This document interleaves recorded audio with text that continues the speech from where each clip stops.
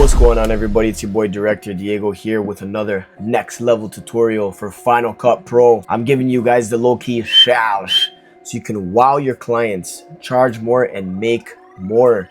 Let's get right into it. But before we do that, make sure to head over to my website by clicking the link in the description down below and grabbing my animated captions pack for Final Cut Pro.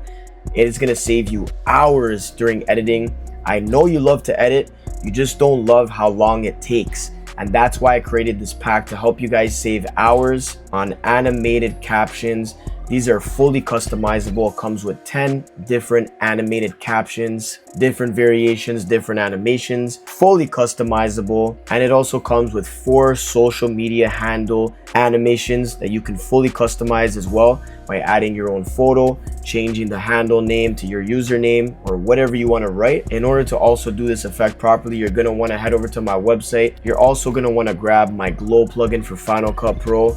It is hands down the best glow plugin for Final Cut Pro, and it is extremely easy to use. You literally just drag and drop into your timeline, make some adjustments. It's fully customizable. So once you have those plugins downloaded, let's get right into the tutorial. So I'm gonna select my clip right here. I'm gonna press Command C on my Mac keyboard to copy it.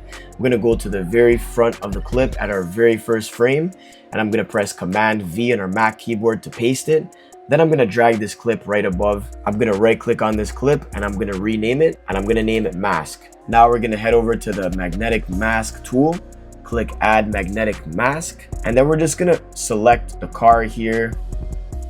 I'm gonna select there all over. I'm gonna select this guy's shoe so that when he comes out, it's gonna track that as well. I know because of the graffiti in the background, it's gonna cause some confusion, so we're just gonna adjust the mask here by clicking this little minus tool, and you can adjust the size of that as well. We're gonna click analyze and see what it does. Let's see if it masks it all properly. Boom, that's dope, that's dope. The only thing is that when he comes out, you can see that right around there. Yeah, I just want to adjust this mask a little bit. So now if you go to your bottom clip, select it, and then press V on your Mac keyboard, you can see just the mask. And if you click your top layer once again, click magnetic mask, you can actually adjust the feather of the mask. But this is like perfect right here, guys. So now what we're going to want to do is place our mask layer onto the side here. We want nothing on top of our original layer right here. And what we're going to do is scroll all the way to the bottom on the effects tab here. We're going to go under trackers and click this plus sign right here. So I want to track some text right around here, but I need an object to kind of track it. So, and let's do it on this wheel right here. There's no interference, nobody's walking in front of it, and let's press analyze and it's going to track it. Right, so we click done, got that tracked. Under object track, we're gonna double click that, and I'm just gonna name it text 1, just so we know. Right, so we got text 1, and now I want to add another tracker on the graffiti wall. We could do it right here on this text, on this graffiti right here. Let's click analyze. Perfect. So now we're gonna go and rename the object track to text 2. Perfect. All right, so now once you have my animated text pack downloaded, simply click here, Director Diego animated captions.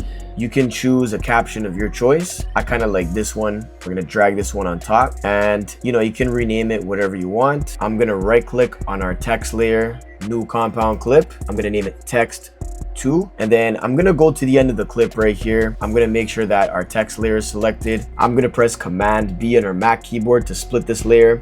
I'm gonna delete the excess fat. Now that we have this as a compound clip, we're gonna go into this little icon here, and we're gonna click the transform tool, and right beside tracker, you see this little arrow. You're gonna click that, and under tracker, you're gonna click text 2, and now we have this text tracked. We can resize that, whatever you want to do. We're gonna put it a little bit lower here, and the reason I'm doing that is because once you drag your text layer on top, now you got the mask in front, right? So your text here, that looks dope. You can even put it like right there. That's sick. You can even animate it, right? So you can have it start over here. We'll press play, and maybe right around here you can keyframe your position and I kind of let it just rise up a little bit, right? So there's ways to kind of sauce this up, guys. With this same text layer selected, if you click the transform tool, click transform, you see this little animation here, this little arrow. That's actually our keyframed animation for the text. So if you right click on the bottom here, make sure that smooth is clicked, make sure that smooth is checked. Even if it is checked, you're gonna click on it again, and then you're gonna kind of see this. So this little arrow icon right here is actually our keyframed animation for our text. So if you want the movement to be more smooth, you kind of want it to ease in, right click on this part right here at the end, make sure that smooth is checked off. And then this top arrow is obviously, you know, the animation where it goes up. So we want to also right click on there and make sure that smooth is toggled on. That way the movement is smooth. You see the way it kind of just eases in, looks way more professional, looks way better. See that? And then if you really want, you can also throw some motion blur on there during the animation part. Let's see how that looks. So with motion blur, it looks way better. Look at that. That's dope. Right? So now I want some text to appear right here. So let's go back into my animated captions pack. Pick an animation that you guys like. I'm going to choose this one right here. All right. So we're going to click our text layer here. I'm going to write director, and I'm going to change this to Diego. Director Diego. Dope. I'm gonna put it like this. You can place it, customize it as you want. It's fully customizable, guys. Let's press play and just see how this is looking.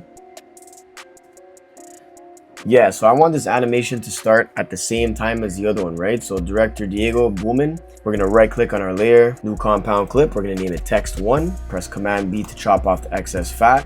I want to drag all of this. So now with our text 1 selected, we're going to click the transform tool right here. We're going to look for the little arrow pointing down next to tracker. So for some reason, if you have another layer on top, it's going to kind of mess with you trying to connect your layers. For example, we click the transform tool, we have our layer selected, and beside tracker you have the arrow. You're supposed to see the layers that you wrote down, right? But the reason it's not working is because there's another layer on top. For some reason, it's just a thing in Final Cut Pro. It may also be the motion blur, so we're gonna move those to the side for now. Let's remove the text 2 for now. We have the both text layers right there.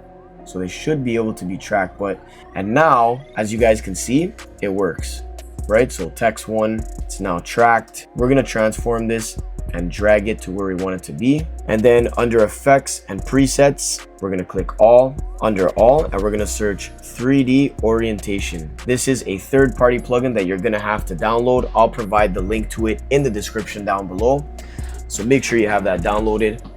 We're gonna drag on the 3D orientation plugin onto this, and what this does is it allows you to rotate your layer and make it 3D in a sense, right? So you can adjust it as you want. I want this to kind of look like it's coming from the ground, and it can be a little bit under here, you know, because it's gonna look kind of cool that our subject kind of steps on top of it with the mask. So that right there is cool. If I really want, I can go to the color board, drag the exposure all the way down, just make it black like that, and then I can kind of make this look like a shadow. So if I go to all and I search Gaussian, or you can simply go to blur and look for the Gaussian blur, drag that onto your layer and adjust the amount, bring it down. This works better with more like thicker text. So what I'll do is double click on my layer here, I'll click on my Diego layer here, and I'll change the font. So boom, right there is good. Let's click our little movie icon here, look for your project, double click back on your project, and now the font is more thicker, so it's easier to read, especially when you're trying to do this effect where the text looks like it's kind of a shadow, which looks really cool. So you can adjust the amount of the Gaussian blur. We don't want it too much, but just enough to be able to read. That looks dope. And then what I'm gonna do is scale the layer, make it a little bit bigger, it's easier to see, and we'll adjust the 3D orientation and kind of put it like that. That looks dope, right? So it's bigger. And on your same text layer here, you're gonna look for opacity. You could drag it down a little bit, right? So if you bring it down a little bit to like 90, now it really looks like, you know, it's a shadow on the cement. Look at that, you blend it in perfectly. This looks dope, guys, right? So now what you get is this. So now we want to add our second text layer back up there. We'll drag it under here and we'll put our motion blur in the animation spot. And then we'll drag our mask all the way on top. Then we'll drag our mask all the way on top, back in its original spot. Let's let this load here. All right, so what do we have here? Let's check it out. That looks crazy. Look at that, guys. Such a basic, simple clip, but you can super sauce it up to the max with the right plugins, right? So make sure to head over to my website and check out all the effects packs and plugins that I have for Final Cut Pro and After Effects. So the last thing we want to do here is kind of add an impact, like a liquid impact to this. Liquid impact shake distort, just to kind of sauce up the effect. You know, right when the animated words come up, we're gonna make this look way better. So what we want to do is head over to our titles tab right here at the very left top of your screen, titles and generators. You're gonna make sure you select titles right here, and we're gonna drag on an adjustment layer. If you guys don't have an adjustment layer, you can easily download it from YouTube. It's a free plugin. Got our adjustment layer right here, and I placed it right here because this is right where the text animation starts, because I want this impact to kind of start right when the text animations start, right? So we're gonna head over to the right hand side of our screen, select this little film icon right here. We're gonna select our effects browser right here, make sure that all is selected, and we're gonna search for underwater. This is a free built-in plugin within Final Cut Pro. You don't gotta worry about purchasing this. And we're gonna adjust the size here. You can adjust it to your liking, but I kind of want it to look like a ripple, liquid water splash, you know what I mean? So we'll start it from around here. That's dope. We're gonna keyframe the size. Now, I don't have a specific amount of keyframes that I can tell you to go by. For example, go 1, 2, 3, 4, 5 keyframes to the right. And that's because the speed of this liquid impact shake depends on the speed of the video you're editing or the song that you're editing. That's all based on the tempo and the speed of the track that you're editing to. So I'm just gonna press play and feel this out. I think right around there is good. So let's check this out. That looks dope to me. That speed is perfect. Like I said, you can adjust the speed how you want. Now, somewhere in the middle here, we want to keyframe the refraction. So I'm gonna press play, feel it out, and I think right around here is good. Keyframe the refraction, and then we're gonna press play one more time and just kind of feel out, you know, where you want this liquid impact to end. We're gonna drag the refraction all the way down to 0. So now what we have is this as the final product, right?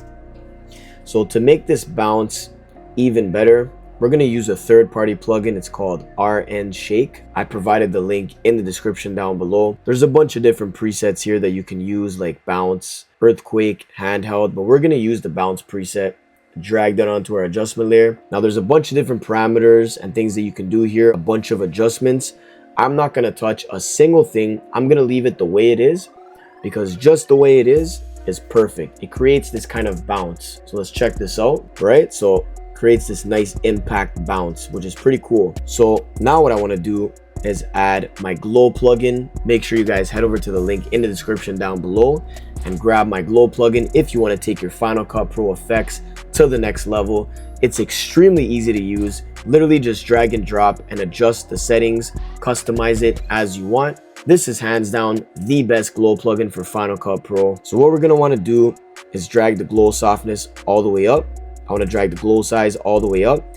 You can keep the glow color like this if you want, but if you want to change the color, you're going to drag the tint all the way up. And then if you click the tint color here, you can kind of adjust the color that you want, which is really cool, guys. There's a lot you can do with this, but I'm personally going to keep it the way it is just because I like this green and it kind of matches with the whole color grading and, you know, the back wall there. Now we're going to drag the exposure up to your liking. I feel like that's not enough and I have it at max. You can actually drag it up more if you want, up to 10. But if you want it more, you can go to intensity and drag that up too. And I kind of want it to start like this, you know what I mean? Because it adds like a flash. Make sure that you're at the very beginning of your adjustment layer. We're going to keyframe the exposure, keyframe the intensity. We're going to press play, feel it out. And I think around here is good. We're going to drag our exposure all the way down, and that kind of minimizes the glow effect. So now what we have is this. That looks sick. So we're nearly almost done here, guys. The last thing you're going to want to do is add another third-party plugin. The link is in the description down below. It's called Smooth Camera Zoom Pro. Now I shot this clip in 4K, so I'm going to go under the ramped 4K options and I'm going to click one frame after our adjustment layer. So when you press play, if I click our adjustment layer, press V on our Mac keyboard just to minimize that, you're gonna see what this effect does. It does a really cool zoom out, zoom in, zoom out. There's a bunch of different options.